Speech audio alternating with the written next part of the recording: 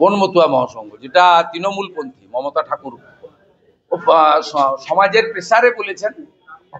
কিন্তু মহুয়া মৈত্র এর আগেও তারাপীঠের তারা মাকে বলেছিলেন মদ খায়, কালী ঠাকুরকে বলেছিল সিগারেট খায়, মদ খাওয়া, মাংস খাওয়া ঠাকুর।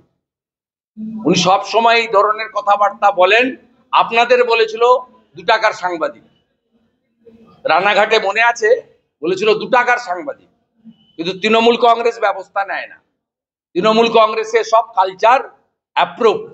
তাই শিডিউল কাস্ট, নমশূদ্র, মতুয়াদের যে ভাষায় আক্রমণ করেছেন এবং আমাদের যে গলায় থাকে আচারমালা, আমিও দামোদর মাসে দীপদানের সময় আচারমালা পরেই দীপদান করি, কার্তিক মাসে। এটা কাঠের মালা নয়।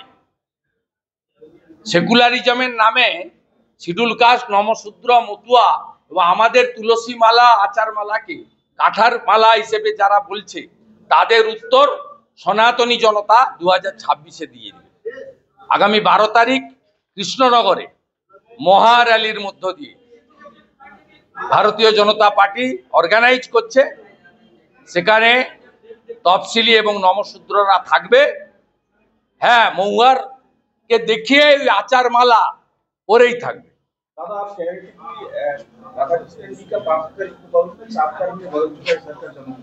इसलिए किया, कोई मुस्लिम संगठन दाबी किया था। एक दिन में 4 प्रोग्राम नहीं हो सकता। ये प्रोग्राम तो कैलेंडर वाइज होता है। डॉक्टर सर्वपल्ली राधाकृष्णन जी का बर्थडे कब है?